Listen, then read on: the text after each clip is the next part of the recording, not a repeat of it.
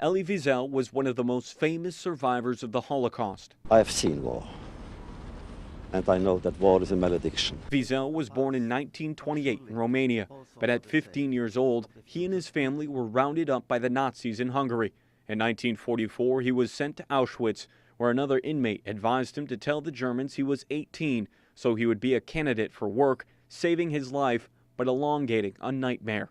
He was later taken to Buchenwald camp, where he eventually watched his sick, malnourished father die after getting beaten by a German soldier. It was just weeks before the U.S. Army would arrive.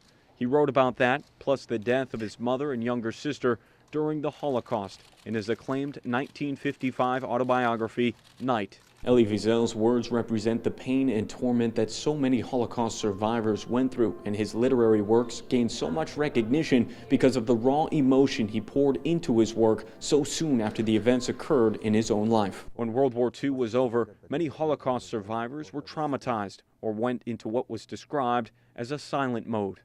They didn't want to talk about it, because I personally had an aunt that survived 2 camps with a very interesting story of her own, and she didn't talk about it. Wiesel went through a similar period of reflection, but started writing in France and continued, later moving to America.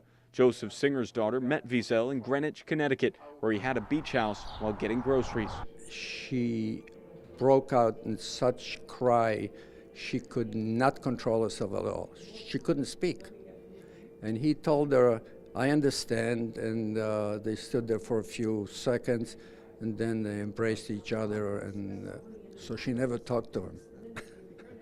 But they communicated. As he did with so many generations. Night was the first novel that I read about the Holocaust. Wiesel won the Nobel Peace Prize in 1986. As sad as his death is, I think that his death can inspire some more conversation to do more activist work like he did. He dedicates his life really to talk and write about the Holocaust, because this is a subject that, especially for Jews,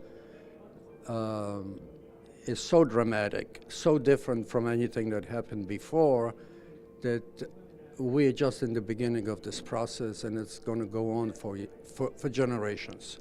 A private funeral for Wiesel was held Sunday in New York City. In Springfield, David McKay, 22 News.